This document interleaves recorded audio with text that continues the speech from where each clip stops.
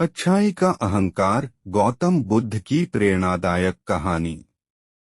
हर मनुष्य का अपने बारे में यही विचार होता है कि वह बहुत अच्छा है। जो कुछ भी उसको जीवन में मिला है वो इसलिए मिला है क्योंकि वो इसके काबिल था और उसके अंदर कोई भी बुराई नहीं है। लेकिन किसी किसी को अपनी अच्छाई का भी अहंकार हो जाता है कि मैंने ज्यादा अच्छे काम किए हैं तो मैं ज्यादा अच्छा और ऊंचा व्यक्ति हूँ।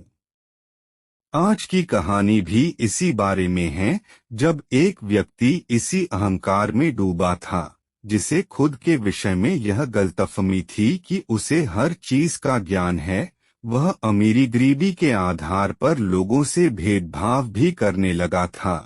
जानते हैं कैसे उसे स्वयं के अज्ञान से गौतम बुद्ध ने मुक्त कराया। बात बहुत पुराने समय की है। किसी गांव में एक भीमदेव नाम का एक व्यक्ति था। उसके पास धन की कोई कमी नहीं थी। जब भी वह किसी गरीब व्यक्ति को देखता उसके मन में यह भाव आता, इन लोगों ने पिछले जन्म में बहुत बुरे कर्म किए होंगे तभी तो इनकी ये दुर्दशा है। वह हर दिन मंदिर जाया करता और मंदिर के पास बैठे भिखारियों को दान भी दिया करता था। एक बार की बात है, भीमदेव के नौकर ने उससे कहा, साहब मुझे कल की छुट्टी चाहिए। भीमदेव बोला, क्यों, क्या बात हो गई? तुम्हें छुट्टी क्यों चाहिए? नौकर बोला, मुझे गौतम बुद्ध के पास जाना है। उनके पास जाकर मुझे शांति मिलती है। भीमदेव बोला, तुम भी उन्हें सुनने जाते हो, तुम्हें तो उनकी ज्ञान भरी बातें समझ नहीं आती होंगी। नौकर बोला, नहीं, मुझे सब समझ आता है। उन्हें समझना उन लोगों के लिए जटिल है जो अपना अहंकार लेकर जाते हैं, जो उनके सामने झुककर जाते हैं। उन्हें बड़ी आसानी से उनकी बात समझ में आ जाती है। भीमदेव बोला, तुम कहीं भी चले जाओ, मुझसे ज्यादा नहीं जान पाओगे। ज्ञान का अधिकार ईश्वर ने मुझे दिया है, तभी तो उनकी कृपा से मैं धनवान हूँ और तुम निर्धन हो।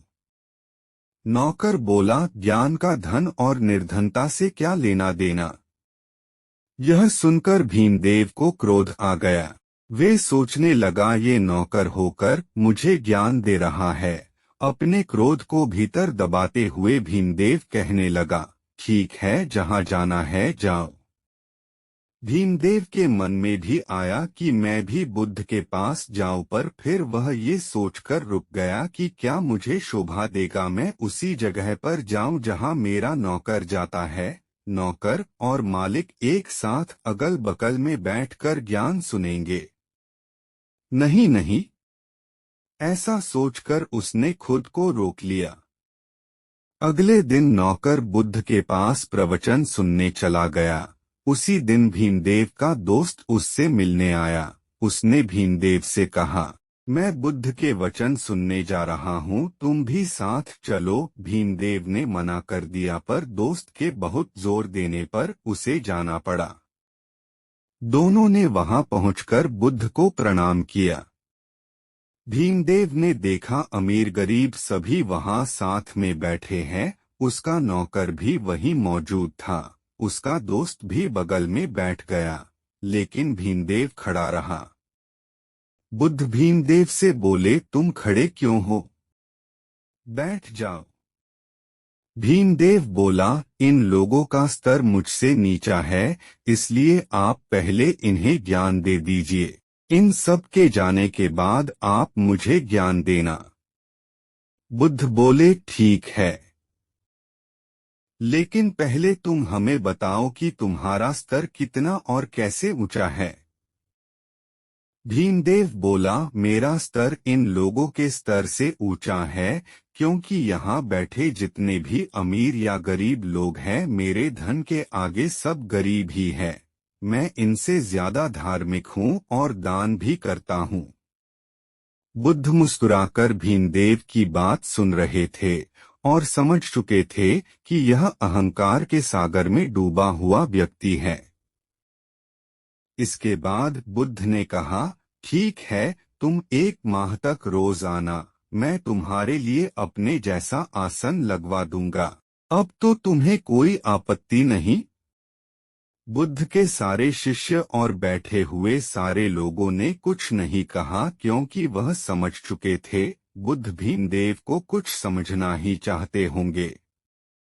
बुद्ध के बगल में भीमदेव का आसन लगवाया गया, जिसके बाद भीमदेव रोज बुद्ध के पास आने लगा। एक दिन सभी लोग रोज की तरह बुद्ध के पास प्रवचन सुनने आ गए। भीमदेव और उसका नौकर भी वहां उपस्थित थे। उस दिन बुद्ध ने सभी लोगों को कहीं चलने को कहा। बुद्ध के साथ साथ सभी लोग पैदल पैदल चलने लगे। चलते चलते दोपहर हो गई और वे सब थक गए। रास्ते में दूर दूर तक कोई भी इंसान, घर, तालाब कुछ भी नहीं दिखाई दे रहा था। सभी लोगों को बहुत प्यास लग रही थी और यह परेशानी सबके चेहरे से साफ पता चल रही थी। सभी लोगों ने बुद्ध की तरफ देखा। महात्मा बुद्ध मुस्कुराते हुए आगे बढ़ते जा रहे थे और उनको देखकर लग नहीं रहा था कि वे बाकी सब लोगों की तरह थक गए हैं। बहुत दूर चलने के बाद उन सबको एक पेड़ दिखाई दिया। पेड़ के पास में एक कुआं था जहां एक आदमी पानी भर रहा था। बुद्ध कुएं की ओर चल पड़े। बाकी सब भी बुद्ध के पीछे पीछे चलते गए। बुद्ध कुएं के पास जाकर उस आदमी से बोले, सुनो भाई, मेरे शिष्यों को प्यास लगी है, क्या आप मेरे शिष्यों की प्यास बुझा सकते हैं? उस आदमी ने बुद्ध से कहा, जी जरूर। इसके बाद वो आदमी बाल्टी के द्वारा कुएं से पानी निकालने लगा और सभी लोग एक एक करके झुककर पानी पीने लगे। इसके बाद उस आदमी ने बुद्ध से कहा, श्रीमान, आप भी पानी पी लीजिए। बुद्ध ने उस आदमी से कहा, आपका बहुत बहुत धन्यवाद, किंतु मेरी प्यास बुझ चुकी है। इसके बाद बुद्ध उस दिशा में चलने लगे जिस दिशा से वे सब लोग आ रहे थे। यह देखकर बाकी सब लोग हैरान हो गए। उनके मन में तरह तरह के सवाल उठने लगे कि हम लोग किस लिए आए थे और अब हम वापस कहाँ जा रहे हैं। कुछ के मन में सवाल उठा कि क्या हम वापस वहीं जा रहे हैं जहां से हम आए थे। बुद्ध आगे आगे चलते जा रहे थे और सभी लोग बिना कोई सवाल किए पीछे पीछे चल रहे थे। भीमदेव को तो काफी गुस्सा भी आ रहा था कि आज वो प्रवचन सुनने आया था, लेकिन प्रवचन के चक्कर में आज प्यासा ही मर जाता। शाम होते होते सभी लोग वापस वही आ गए जहां वे सभी लोग प्रवचन सुनने आते थे। सभी लोग कुछ हैरान थे, लेकिन सिर्फ भीमदेव था जो गुस्से में था।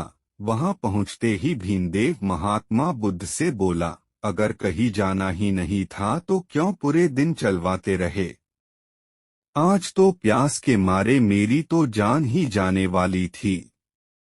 बुद्ध मुस्कुराए और उन्होंने कहा, जब तुम पहली बार यहाँ आए थे तो तुमने स्तर की बात की थी कि तुम्हारा स्तर बाकियों की तुलना में अधिक है, लेकिन यात्रा के दौरान जब सभी लोग थक चुके थे और सभी प्यासे थे तब तुम्हारा स्तर बाकियों के समान ही था।